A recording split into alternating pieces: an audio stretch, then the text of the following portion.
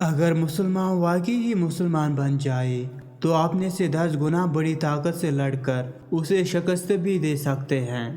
قرآن مجید میں جتنی بھی قوموں کی تباہی کا ذکر ہے ان میں سے ایک بھی قوم کی تباہی کی وجہ روزہ، حج، زکوٰۃ چھوڑنا نہیں تھی، بلکہ کم تولنا، رشوت ستانی، انصاف نہ کرنا، کسی کا حق کھانا، ملاوٹ کرنا، کسی کو ناحق قتل کرنا۔ اگر سادہ الفاظ میں کہوں تو معاملہ حقوق العباد کا تھا۔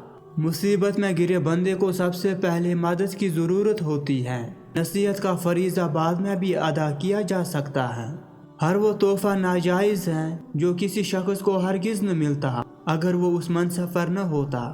عورت کو برباد کرنے والے اس کے ارد گرد بہت سے لوگ ہوتے ہیں، مگر اس برباد شدہ عورت کو سہارا دینے والا پھر اس کا کوئی اپنا نہیں ہوتا۔ زندگی بھر میں یہی سنتا رہا ہوں کہ داڑھی رکھو سنت ہے۔